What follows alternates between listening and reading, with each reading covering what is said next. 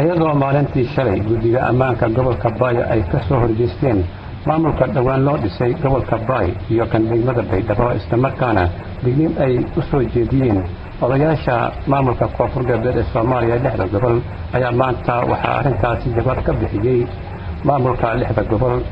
kulan ay maanta xarunta madaxtooyada ee koonfur galbeed ee Soomaaliya ay ku yeesheen golayaasha maamulka koonfur galbeed ee Soomaaliya lixda gobol ayaa waxaa halkaasi ka hadlay wasiirka arrimaha gudaha iyo ammaanka maamulka koonfur galbeed ee Soomaaliya Ibrahim Bayow iyo waliba gudoomiye ku-xigeenka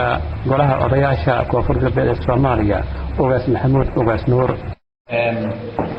أمتدك ترجع إلى القبضوهاي مراحدي كونفور قلبي دول مامور دولتي كونفور قلبي الصومالية أو جامعيان قلها جودة في قلها برلمانك قلها وسيلة ما ينلقو كهذا لي أو كساب سنيات سمنات شركون جرائي واليابا حببه هاي أدري يلقو كهذا لي oo ka saabsan arrimaha nabadgelyada iyo maamulka runtii may buuha Baydhabo maamulan ku dhisi maamulka la dhisi gobolkii degmo la dhisi odayaasha dhaqanka ee beelaha degow gobolka Bay ee lamba qabiilkii qolobay iyo hadoordan 29 qabiil rabitaanka shacabka la dhisi rabitaanka odayaasha laga dhisay sida dastuurka qaranka bedel maamul baarlamaanka federaalka Soomaaliya may dhisay odayaalka dhaqanka dhisi rabitaanka odayaalka dhaqanka laga dhisay rabitaanka bulshada laga dhisay maamulkan laga dhisay Baydhabo oo gobolka Doordi oo degmada Doordi may xaqulay oo qabiilaha bubiyay soo raamban ka sheegay odayaasha dhaqanka oo wakiilku ee bulshada saartiye waldoorbi waana may diyaaranayna lagu bilaabo geedka inii hooliyo gobolan iyo gobolka la wareegan oo hool maalmeedkii fuliya may madunku ka hadal faday may xalay shalay biladkum Baydhabo ka hadalay taliyaha qaybta lixdanaad ee xoogga dalka Soomaaliya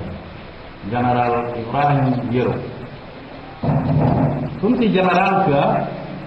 والله أنا ما من يجي يوم هذا اليوم هو اللي تصل عن هالساعة هو اللي كان كمان هالساعة هاي هو كسر سنة يتفرين تدلك أما تمني شيء في فرع لكلا اسم الله هدينا كتير نصيب كي هو كل يبغى رشيد يسوي ده مكديمان لكن ما يشتغلنا تهديد ولا مودي ورديه يسوون عن مرفلة بيجي مرفلة قال ده يحتاج مرفلة لا أفمعات اللي كهذا اللي أفمعات اللي يسكون ولا ولا مودي ده كم مودي ما يلا تتاوي ده كان بيجي مرفلة وفر قلب بين الله هي ده كان وده يسوي اللي تقوم ولا كتوه بيجين وحكوا كويس أقول بسم الله الرحمن الرحيم أولا وحكوا كويس هاي الجليلة koonfur galbeed ay ku salaysan tahay ay ku fadhido lagu doortay ay ku shaqeynayso qodobka labaad marka u soo laabtay wuxuu yahay amni darrada ka soo yeertay wiilasha aan dhalay oo adeerka u nahay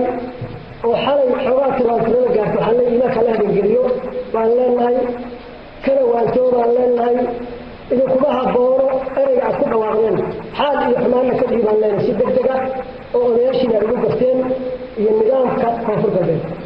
waxaan kaloo raacinayaa dowladda federaalka ah isla qodobkaas waxaan leenahay dowladda federaalka waxaa soo dhisay annaga soo dhisnay xasan sheekh maxamed wuxuu ku fadhiyaa kursigii maalin uu ku jiray doorashada ani magaalada muqdisho aan joogay wuxuu raadinayay inuu madaxweyne noqdo wuxuu la shiray odayaasha dhaqanka ee shanta beelood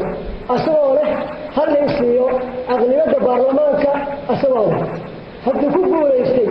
ma koonfur galbeed waxay u noqotay sii kursi ka qaadaysay waa su-aal wey xasan sheekh bay la jirtaa isla qodobka labaad markaan sii raaciyo gudoomiyaha baarlamaanka aan la hadlayaa professor jawaari waa nin ku dhashay jawaari dibada dhaxawaay waa la yaqaanaa mudane muddo badan baan musiirahay muddo badan baan soo shaqaysay mutacallinkii koonfur galbeed baa iimaanka allah ku geliyo waxaad haysata ha ku deeqda iyo dunyaan lena koonfur galbeed